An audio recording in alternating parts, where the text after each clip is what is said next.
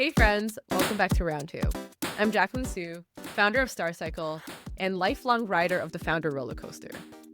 I've built companies, I've shut them down, and I've avoided talking about all of those moments. And now I've dedicated my life to helping people through them. And through all of that, I've learned one thing. The hardest part of entrepreneurship are usually the parts that no one warns you about. That's why we're here. Round 2 is all about the stories behind the highlight reel. The moments where everything breaks, or shifts, or really just forces a reset on your thinking. The times that set you back, but really are just setting you up for your comeback. For Season 2, we're bringing in more than just founders. We're also talking to operators, advisors, and investors, the people who are in the trenches with us. Because if you've ever wondered, am I the only one struggling like this? The answer is absolutely not, and these conversations prove it. So grab your coffee or your Soylent, get comfortable, and let's jump in. Today I'm joined by someone whose story captures the exact heart of Round 2. What it's really like to build, to bet big, and then to face the moment when the math or the market doesn't really give you a choice. I'm joined by Helena Fogarty, a founder and operator who has lived through not one, but two company shutdowns in the span of a few months. Her first was a direct-to-consumer apparel brand she built from scratch, raising funds from friends, family, angels, and crowdfunding, navigating a tightening D2C market, shifting investor expectations, and a last-minute, same-day reversal from her lead angel, a moment that forced a call to her co-founder around the world. And before that was even done, she then stepped up as the CEO of Coco Mama, an ethically sourced cocoa startup, navigating a rebrand, grocery retail volatility, disappearing customers, and eventually an elegant shutdown. Helena's vantage point is rare. She's seen what it's really been like to shut down a company that you built like your first child, and what it means to close one that you were meant to save. 2 shutdowns, 2 realities, and 1 set of lessons that cuts through the mythology of never giving up. Helena, I'm so grateful that you're here. I know this isn't an easy conversation, but lucky for us, this is probably the 4th time we chatted through this, and I'm excited for you to share with everyone the insights that I've really gotten to learn from you and what you've then subsequently learned over hopefully our conversations on both sides. So welcome. Thank you for joining me. Thank you. I'm so excited to be here. And as a fellow podcast host, I get the challenges with intros. Absolutely. I think I've started simplifying mine to about 2 lines because it's difficult to get through that. Yeah, unfortunately for me, though, your story is just so interesting that I could not possibly do it justice in 2 lines. So it's really your fault at this point. I'll take that. So, I attempted to summarize your story but would really love to hear in your words, who is Helena and what was probably the pivotal moment you look back on when you think about that made you who you are? We've spoken a bunch in the past couple of weeks because I'm the podcast host of a series of podcasts called Inside Startup Funding, where I interview founders who've just raised, because my mission at this point is to help more founders get funded and to then also look out for the mental health of founders. Those 2 things that I'm really passionate about. And I'm making my life's work because of what I've been through and what other founders go through every day, right? So there's this challenge of, getting the resources you need as a startup. That's one big challenge, especially if you divert in any way from the prototypical consensus founder, right? This idea of a 19 to 22-year-old who's a Stanford dropout, white, affluent. We like to call him Chad sometimes, but I have a high school boyfriend named Chad, so I don't love to throw Chad under the bus. But, it's just this idea of the right founder, the pattern match founder. And if you are different from that, it makes getting your chance of getting funded more difficult. And then there's also this journey that we're all on as founders, which is incredibly difficult at times and incredibly isolating. And so, what are the key points? Well, being through it. I've started 5 companies at this point, some of which have been bootstrapped, 2 of which have been investor backed. I've run a VC backed company. So I've seen I've seen this journey from a variety of viewpoints. And now I just want to make it go better for people, really. I think if we were to talk through all 5 of them, we would be here for the next 3 hours. So Yeah. let's talk about, the 2 that we've discussed at length. Your apparel company as well as, the D2C food company. And so let's Yeah. start with that first one, your own. I know we talked about this previously. It was, of course, as a fellow founder who has shut down companies before, especially one that you really build up brick by brick from the ground up, it's a very emotional process, and you're left crying, picking up the pieces, attempting to poorly pick up the pieces. And can you take us back to that time and describe what that was like, and then contrast that with what came next? The direct consumer company that I had was a company that felt like the confluence of everything I had done in my life up to that point. It brought together entrepreneurship. It brought together my fashion background. I'm a surfer. It was surrounding surfing. The brand was called Miola, and it was a brand of swimwear for active women. And it was bringing the design aesthetic that you found in luxury swimwear, but also the functionality that you could find in some of the more like a Speedo or even some of the racing swimsuits that you would find out there, because I'm also a swimmer. And because I had worked at Chanel, because I had worked at Ferragamo and Zac Posen and other places, I knew that there had to be a way to bring this design aesthetic, but also have the functionality. And that there was a customer out there willing to spend a decent amount of money. Now, we're not talking Chanel money, but a decent amount of money for a product that would hold up and would be their go-to suit that they would wear.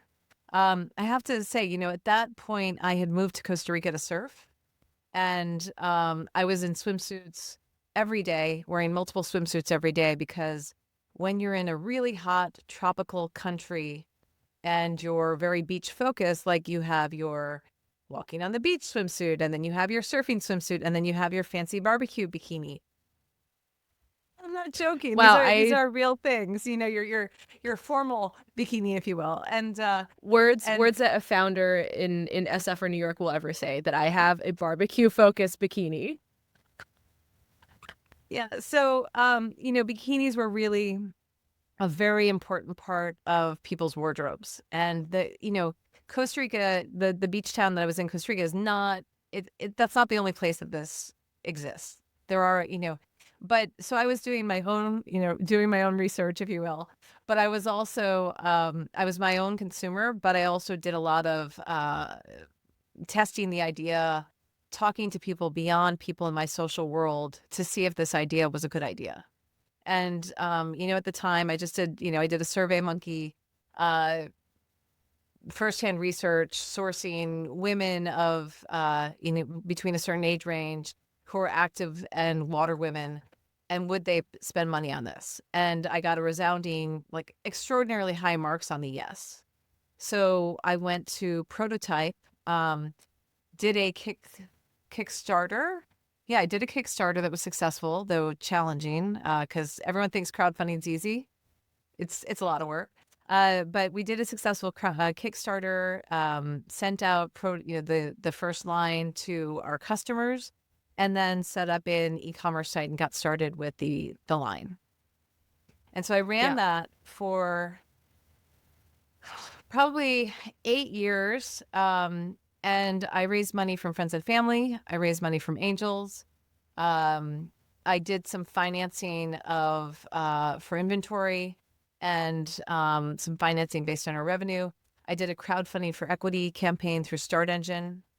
And the whole idea, because, I went to business school, so I'm supposed to be smart about this.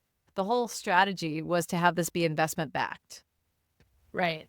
However, I did not have, there were definitely some mistakes made along the way that were fixable. But the initial idea that I had in terms of how much money I needed to start a brand was so off base. I thought, I was reading books. Yeah, I was still reading books at that point. And I was reading books that said, 500,000 to $1 million. That is such an underestimation at this point. This was end of 2010, early 2011.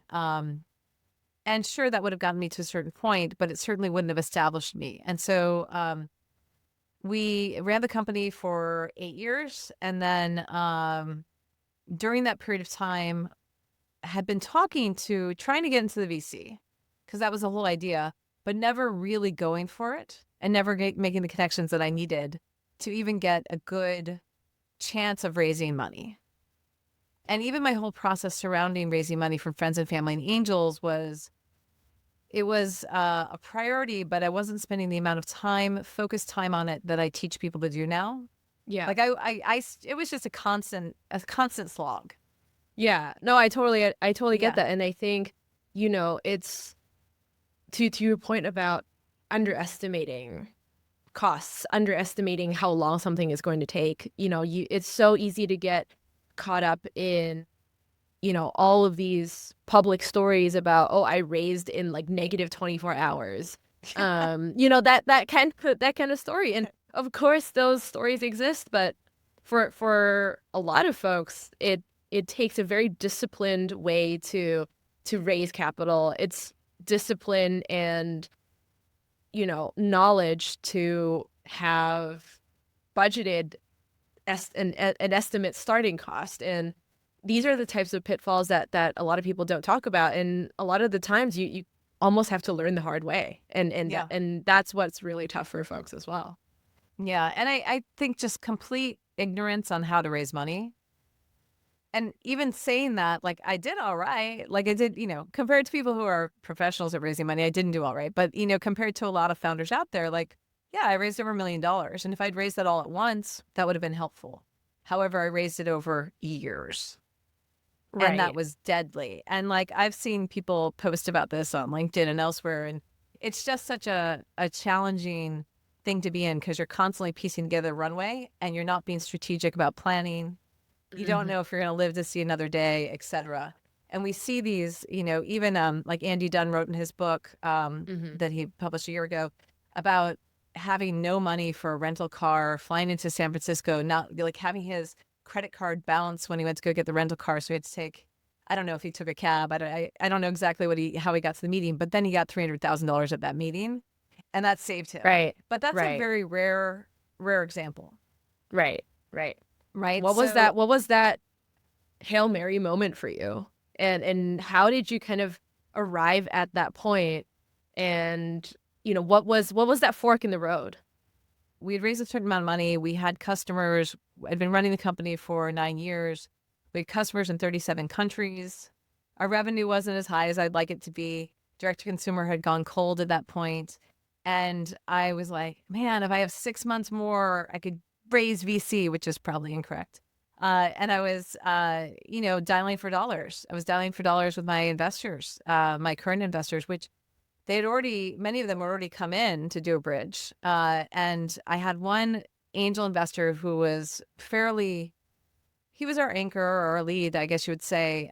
He had invested $250,000, and I Hail Married, called him and said, hey, what do you think, Dale? Like, this is everything that's going on. It's very exciting. We're on the edge of X, Y, and Z.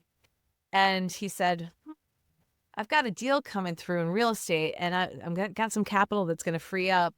It's going to be amazing. Yeah, let me think about this. Let me get back to you in like 5 days. And then I was literally downstairs on like 47th Street and 6th Avenue in New York City, about to go upstairs to a VC conference that I had fought to get in. I'd gotten myself on the invite list, and I was in the lobby, and I got a phone call, and it was basically Dale saying, I really think what you've done is amazing. However, I've decided not to put good money after bad. Oh no. I'm out. It was a very short call. And Oof. I was like, okay, thank you so much. Like that, but that was it. That was the death knell. Yeah.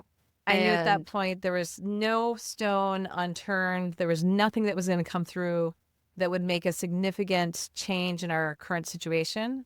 And I called my co-founder, who was in London.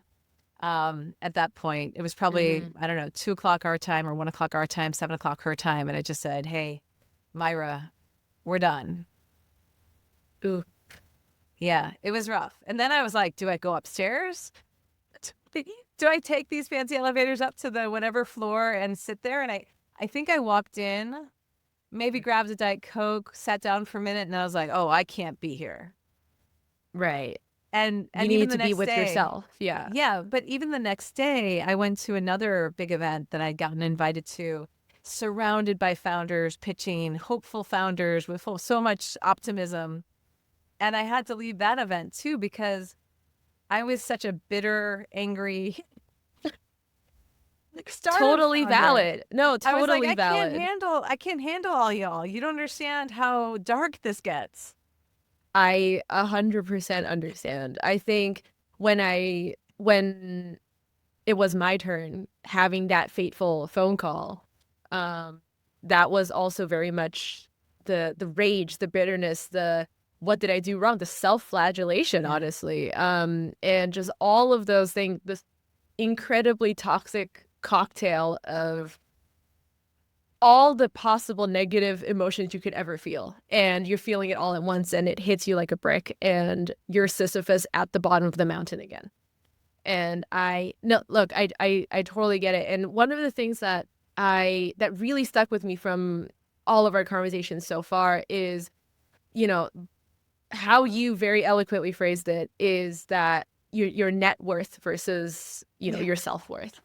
And my God, at that moment, that must have been swirling through your mind. And having, like, how did you get yourself through that? How did you process that? Because I think a lot of people, a lot of founders, really anybody who puts their heart and soul into something, be it, a project at work or, a company, you go through that grieving process. You lose a part of yourself. You lose your identity. You lose your self-worth. You lose your net worth a lot of the times. Like, how did you kind of pick yourself back up?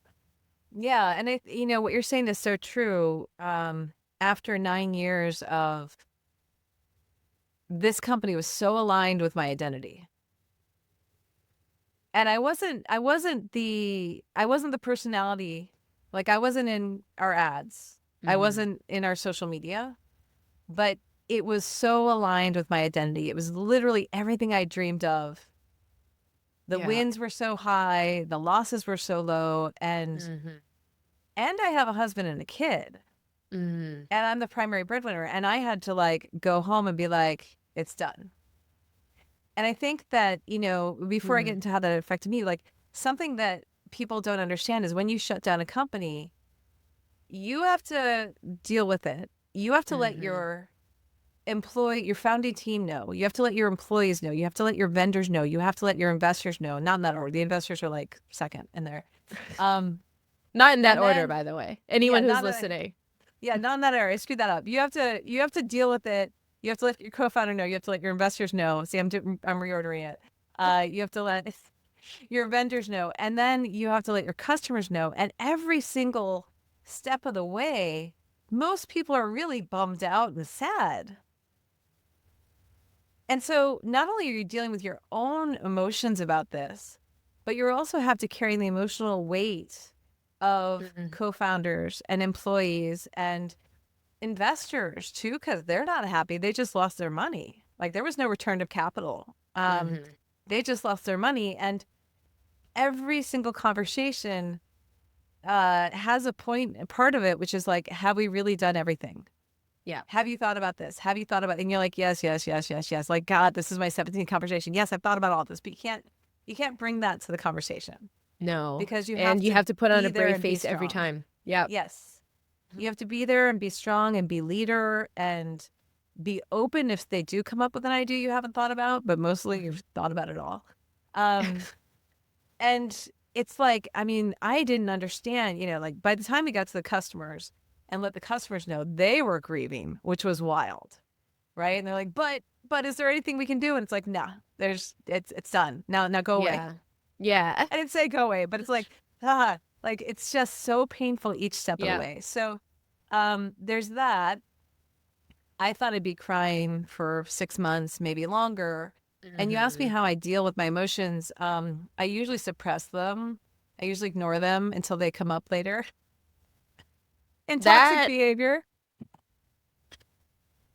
I'm working on that. that was not legal advice, by the way. No, I'm working on that. That's not advisable. No. It's had resounding effects in my life, but Yeah. I sat on my couch and I cried and I was Dissociated. not, Yeah. disassociated, buffered. I was not functional. Like I might have checked in on my email once or twice a day and was like just doing the bare minimum for probably 2 or 3 weeks. And as I mentioned to you, during one of those check-ins, I was also watching Game of Thrones because we were about to go into the final season and I was catching up on all the old seasons. So really, It was a terrible year for you, like terrible season, terrible yeah, time with the company. exactly. Just not it. So Just it's what I really needed, George though. R. R. Martin's fault, truly. But while I was checking in on my email, I saw an opportunity that was capitalizing on all of the work I had done for the past 9 or 10 years. So there was an opportunity based on someone I knew who said, "Hey, I know this company who's looking for a new CEO to replace their CEO, and would you be interested?" The real bottom line for me at that point was, am I interested in this product and are they going to pay me? That's it. Listen, I think every founder goes through that struggle. Like, no shame, by the way. Like, Yeah. you've been overworked and underpaid literally for probably the last several years, and someone's dangling a steady paycheck in front of you. Like, Yeah. I totally get it. I've stared into that abyss as well, and here I am being a founder again. But I get it. I get it. But there's also this thing where if you crown yourself CEO, that's one thing. But if someone else hires you as CEO, like that's legit. I'm still waiting for that, by the way. So I found this opportunity. But I want to say again, like that was based on all the work I had done for my Right. company. Right. That's how that came about. It was so that when external validation, right? Like that someone too. saw you for Yes. that. So I can imagine that must have been. I just soaked that up. Like external validation, my favorite thing. And so I went from being on the couch to like, my friends were like, "Are you going to college reunion?" And I was like, "Absolutely not. No, I can't do that." And then I was like, "Let's go. I'm a CEO again. Like I got a company. This is great."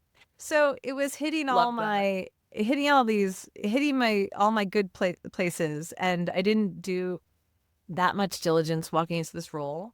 That doesn't mean I regret it or I would have done something differently, but it is a big asterisk on the company that was taking over. So I got this opportunity on like April 9th. I spoke to the CEO that week. I spoke to the board and was interviewed by the board that weekend. Wow. The CEO was exiting the company because she had broken her back literally and had spinal surgery scheduled in 3 weeks and was looking for a replacement. So my she God. was on board. Yeah.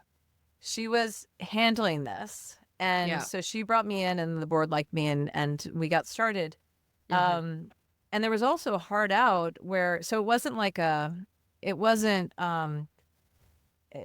like a friendly situation. It wasn't a hostile situation. But there was also a timeline where she would be out and not involved pretty quickly. So we met every day for hours for 3 weeks. And then it was like, "Okay, good luck with your surgery. See you later." She was like, "I'm done." I was like, "You don't want to come back?" She's like, "No, I'm done. I don't want anything more to do with this company." Wow. And she had also run her company for probably 5 or 6 years. It was a great company, great product. And so she handed it off to me. And when I say there's a big asterisk and I didn't do my due diligence, they had, it was a responsibly sourced cocoa and brownie company. Amazing product.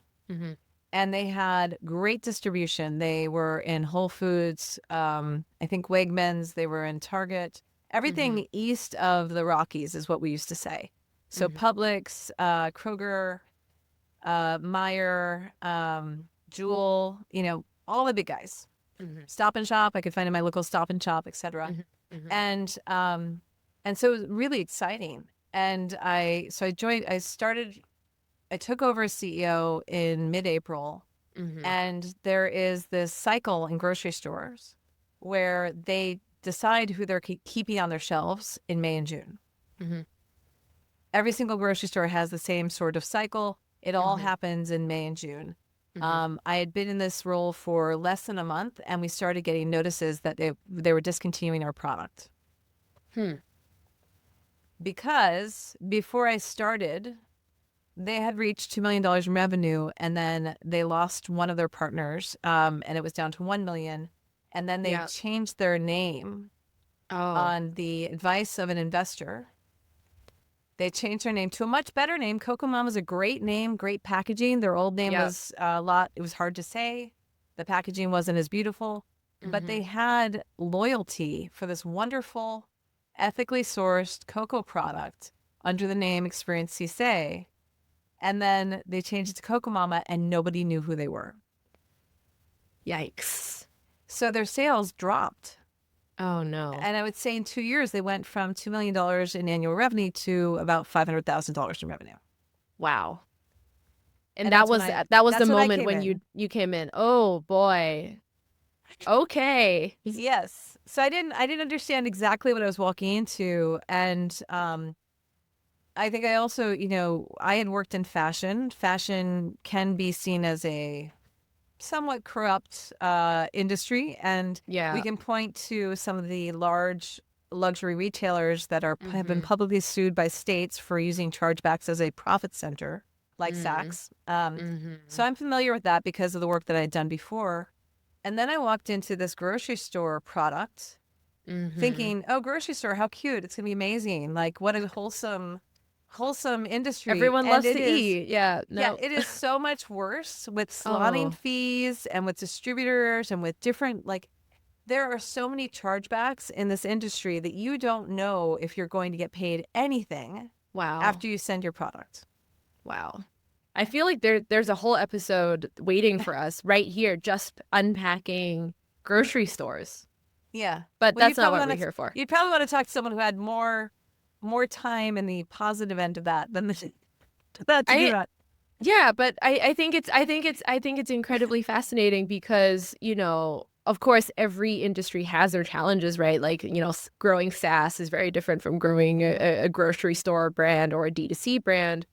And, if anything, I think people underestimate how much of a moat, to borrow, kind of the ecosystem language here, how much of a moat your brand really is. And I think this wave of, or this quote unquote era of AI companies, I think people are starting to be like, oh, taste is a moat, brand is a moat. But, a couple of years ago, even it really wasn't that much of a forefront of the conversation. So I would say marketing and branding and community have been undervalued the last few years, and now it's becoming 100% more prominent.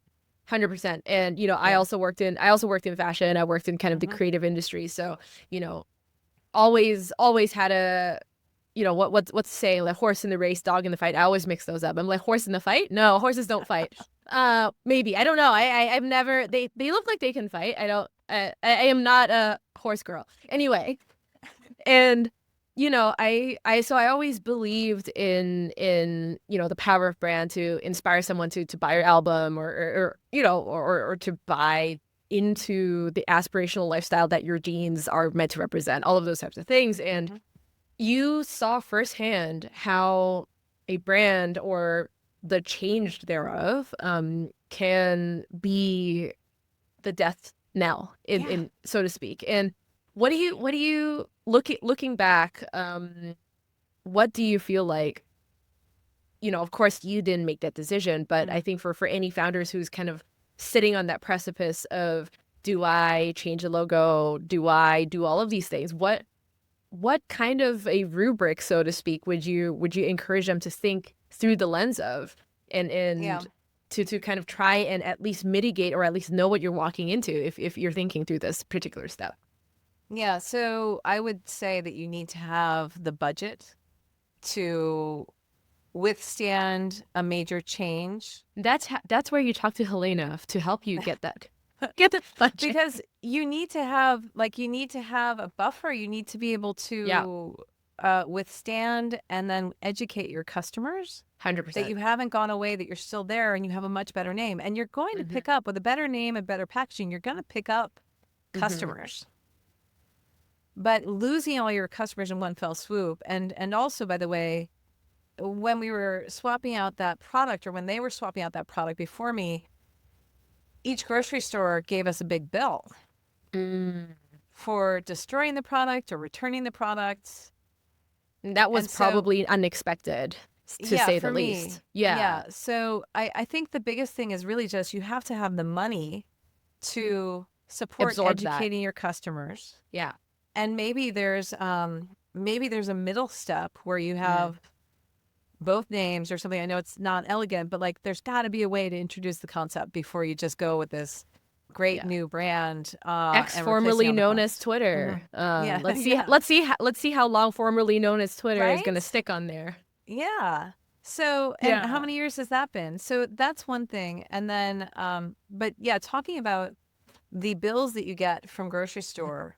So in this process of being dropped from the grocery stores, it wasn't just we're not taking your product.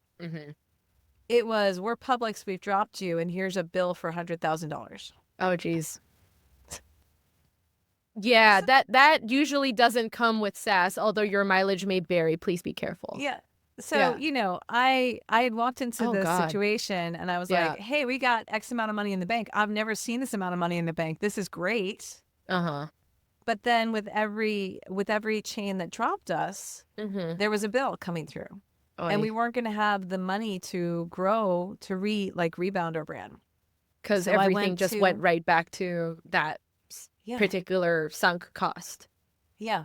So I went to the board, you know, probably at my 6-week check-in after being brought on. And I was like, listen, we either have to raise significant cash, change our strategy to more D2C to give us more power with the distributors and with these stores, and empower, like, let people know what the brand is, or we need to shut down because we're not going to have enough money to withstand this. And we did, in this case, we did not do a whole process of looking for X amount of investors because we knew that it would probably have to be someone knew. And try and get that a little faster, a little quicker. Yeah, we had angels on the board. We had a family office on the board. And everyone, you know, I pulled together a deck. Everyone talked to people that they knew. And there was just no appetite at that point. Such a nice way to say it. Appetite to no pun intended. Invest, you know, $500,000 or $1 million into a brand that was struggling. Yeah. Even though it was a great brand. And but again, like, it all sounds so painful, but you have to understand that shutting down my company was so painful. And then coming into this situation, I see it almost as a gift because I was sad, but I was like little sad. I was sad because it was unfortunate and it was a really great brand. And I felt badly for this company that I had taken over. Yeah. But it wasn't this deep emotional wound that was going to destroy me because it wasn't my company. I was actually going to comment on that because every time we talk about these two companies, your tone almost kind of shifts. You're a lot more, you know, I think what you called it was you're a lot more unemotional. It's a lot more clinical, right? Because you have the gift of the distance from it. You're looking at it from a very different vantage point than if you're like, I built this thing up brick by brick, and every brick that I'm taking down, I remember exactly where I was when I put it on there. And so at the same time, a lot of founders or operators, the same things that's kind of stubbornness, the grit, the resilience, the let's try one more thing. Yeah. That same personality trait can oftentimes be the hill they die on because, you know, there is a moment to exit gracefully, to call it, to make sure you try and make everyone whole. How did you, you know, now focusing on Coco Mama and something that's a little bit more unemotional, so to speak, how did you kind of make that decision and what kind of clarity did it give you? Well, it was also very tough because although it wasn't my company, I know that it was founded by a wonderful founder Mm. Diana, and she had done a great job with the company. Mm-hmm. And she was recovering from surgery Mm-hmm. as we were getting this news. And I remember calling her as I was in Albany at a distributors conference or something to Mm-hmm. see if we could get more sales. And we were getting notices from the chains that we were, and I said, Mm-hmm. I was trying to prepare her mentally Oh, and emotionally for what I thought might be coming. oh gosh. So I was, I do actually, I would be so curious about her side of the same yeah, story, but yeah. yeah. I hope it's kind to me. But anyway, but I I mean, you remember speak calling very her. kindly of her. Oh, And she's it's a tough amazing. situation. Yeah. Yeah, she's amazing. Yeah. Incredible person, incredible company that she built. I hope I did okay in retrospect. But I'm sure the you did. one other thing I want to mention is that, my company, I started when I was pregnant with my child. Oh, And wow. so I was pregnant with my company and pregnant with my child at the same time. And I would say that my company often got more attention than my kid. Wow. That And is a tension so many moms and dads have to navigate. yeah, and we're good. She's wonderful. She's a kid. She lived. She's alive. I love her tons. We're good, but like it just felt much more comfortable for me to lean into work, right? And especially as a founder, you're like, I got to get this stuff done, so Yeah. daddy, go take care of the kid. Like, Yeah. but I also want to say that Diana had two children while she was also running her company. Wow. So, in addition to risking her own health with breaking her back while building this Right. company, and we're talking Right. literally, the sacrifice that every founder makes along the way is significant. Mm-hmm. Mm-hmm. Back to what we said about identity, right? Like Yeah. you pour so much of yourself into it, and it's tough. And honestly, I genuinely don't know how parents do it. Like I have myself and a plant, and my husband is pretty self-sufficient, but I have a plant and a dog. And the plant is half alive at any given time. Dog is good. She's great. But that's because she tells me when she needs to eat. For legal purposes, that was a joke. I very much take care of her. My daughter also, The for plant, legal not so she taught much. me, she also let me know when she needed to eat. So that was good. Huh. Yeah. Okay, that's helpful.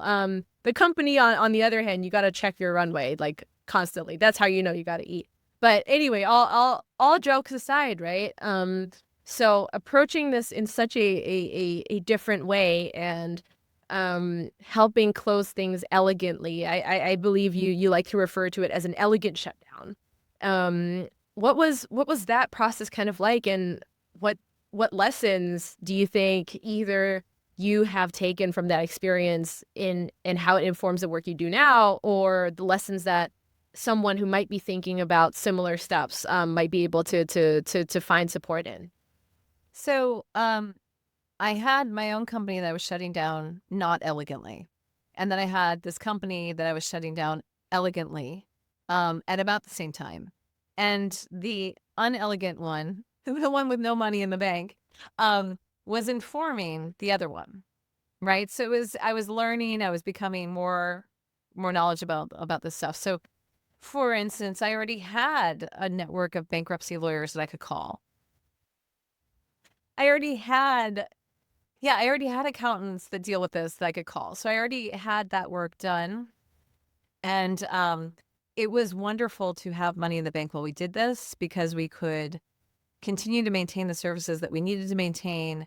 Again, I was a hired hand. So I even told the board, I was like, listen, I'm not sticking around to make this happen unless you pay me.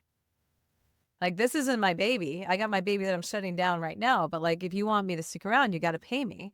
And so, I was able to stay on full time. I was able to keep a couple of our staff on through the end of the year, but also give them adequate notice of what was going on, right? So they could plan their own next step.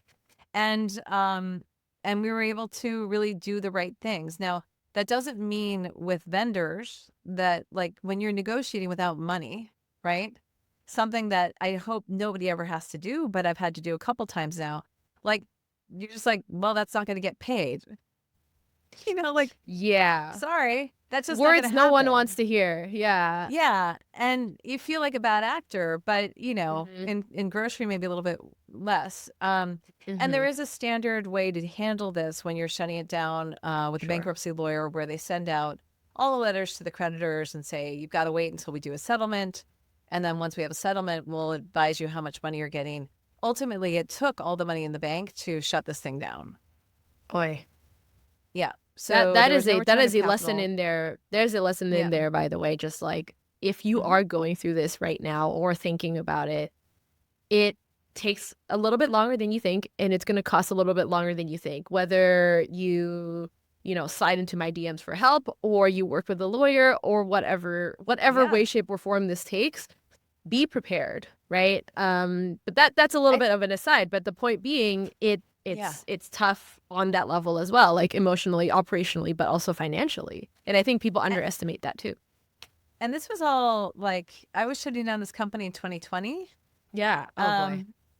I think I just got a letter from New York State talking. Oh, you need to know what taxes you need to pay, by the way.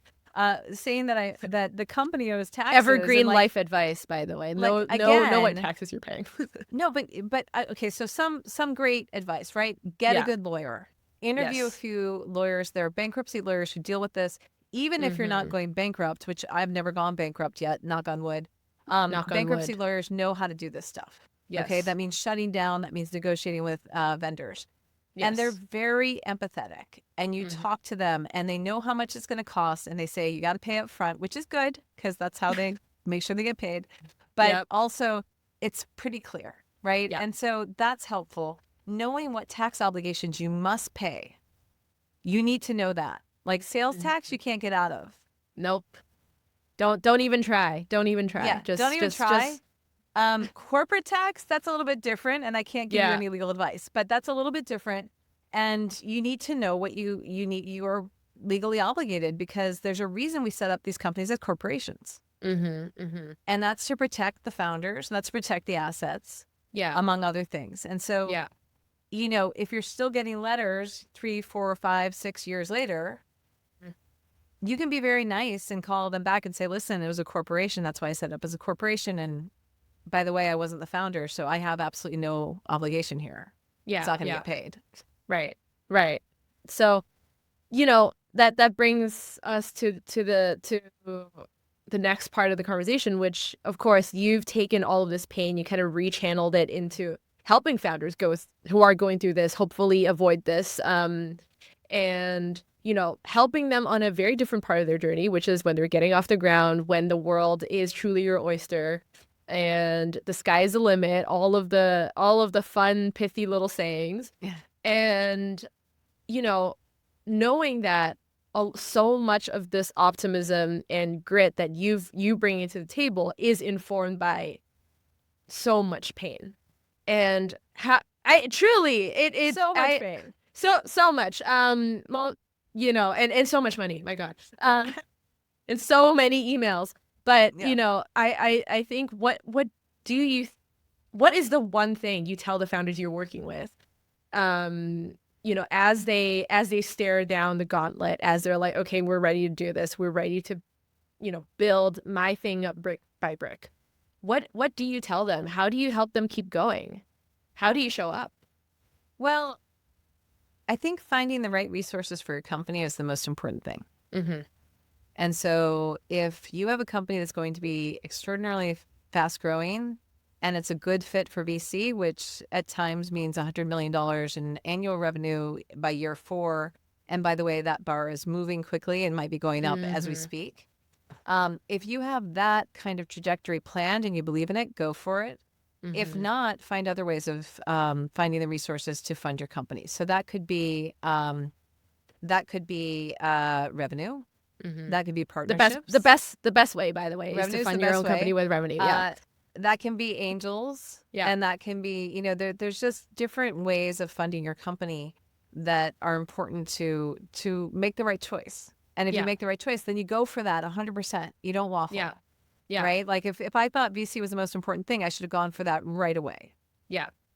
So No optionality in a way like that. Yeah. It just it's a form of procrastination, I think. Or it Yeah. can be. Yeah. And then utilize advisors who have done it before to, that's a hack. Like I know we talk about life hacks or we used to talk about like hacks. That's the best Yeah. hack is actually paying people for their time to do shortcuts for you. Yeah. So that you learn so much quicker. 100%. And then have a process and make raising money finite. Like that is so important because we want to get you back to building. 100%. We want you to have a plan for the next 18 months Back with when you're round resources. 2. Yeah. Yeah, exactly. Like Yeah. I want to help you through round 2 and round 3, but I want you to be able to get there. And so it's like we do like 3 months of preparation and then 3 months of a tight process. And some people close earlier than that, like earlier before the entire 6 months is over. Some people it takes longer, but you're getting money in and you have an insight into how much you're raising. Yeah. Definitely. So that's what I talk to people about. But I think there's that decision tree of what kind of resources are going to be the right fit for you. And then how do you get those? And using experts to do shortcuts for you. And use Helena. That's really the crux of the story here. Well, yeah, I use Backable, which is my company. Yeah, absolutely. Because I've got a great partner in Liesl who is extraordinary at helping. Like she's a business strategist that's extraordinary. Love it. And also a Techstars alum. So cool. A fintech founder herself. Yeah. So really knows what's up. Just have done it all. Yeah. So one last bit I would like to touch on is, you of course are now sitting on the other side of the table. And one of the things I know we talked about ad nauseum really is how having been through failure gives you that, non-replicable, so to speak, non-fungible, chip on your shoulder. And if you leverage it wisely, it can truly make you such a better founder.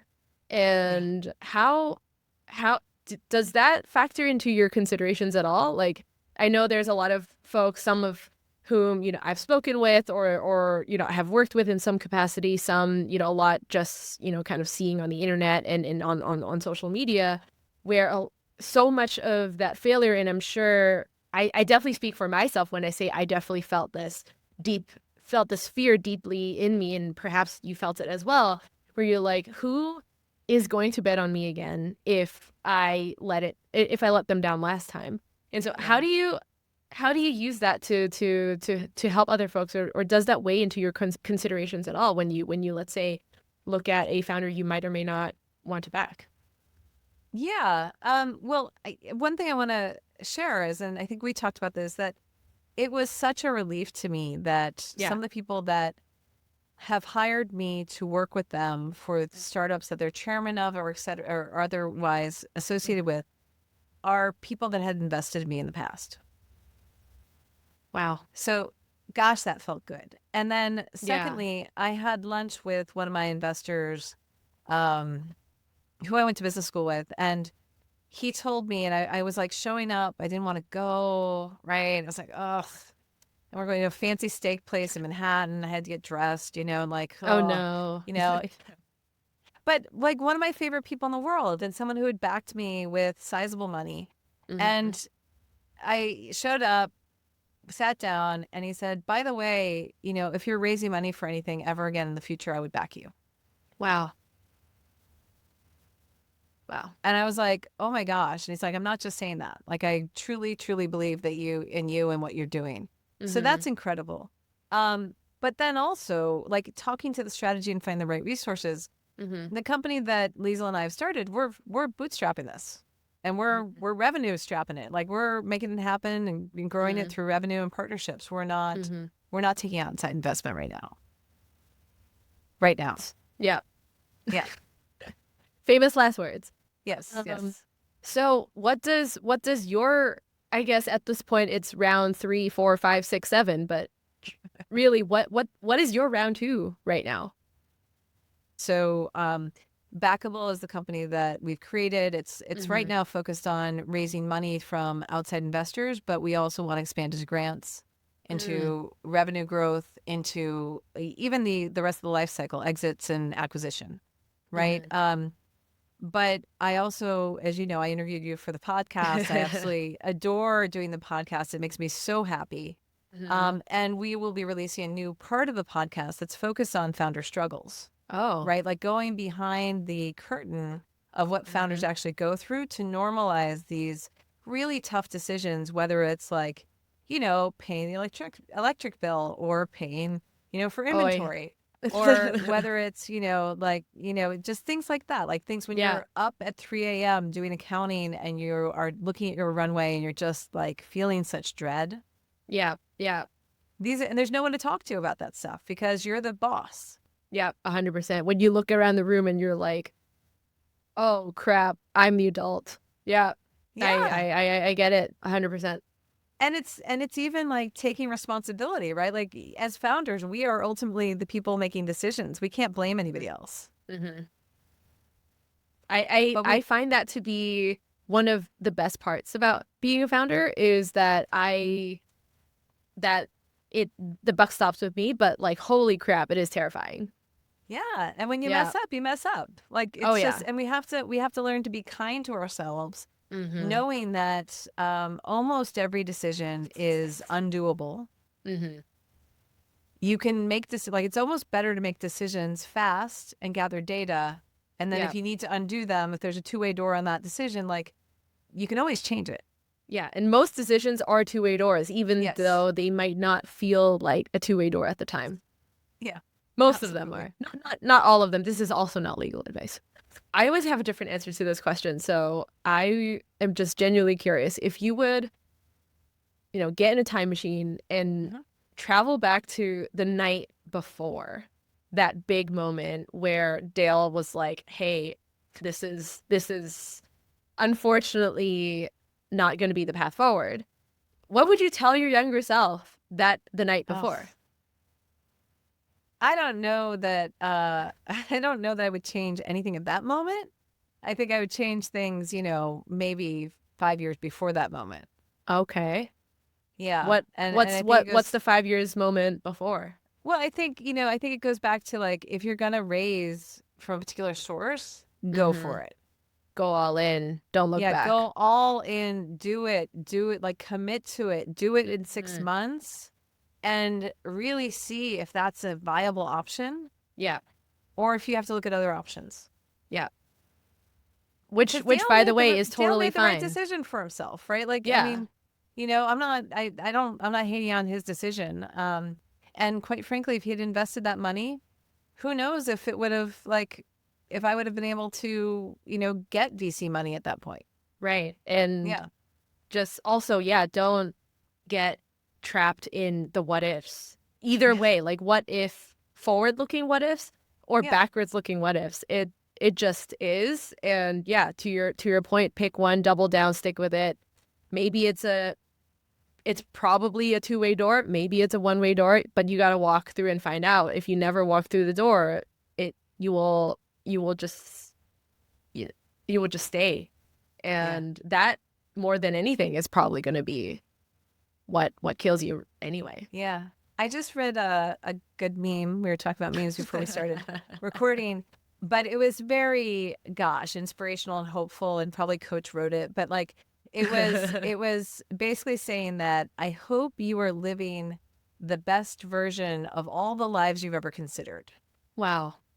Or I hope you feel like you're living that best version. Wow. And we can what if, we can like sliding doors the world. We can be like, oh, if only I was with that person or hadn't done this or had, but I think it's really about leaning into where you are and not fantasizing too much about the other options. Yeah. And enjoying it. Yeah. Wow. Yeah. I think that's the perfect note to end on. And thank you so much, Helena, for coming on today and having this conversation.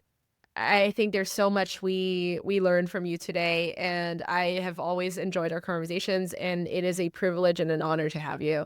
So thank you very much. If you're on the market for an additional podcast, check out my conversation with Helena called on her podcast called Inside the Round, and where I talked a little bit about what it was like for me to fundraise for Star Cycle. And I dig also a little bit deeper into why I started the company, my own failures. So if you're curious or nosy, feel free to check it out. And well, I'll catch you next time. Thanks so much.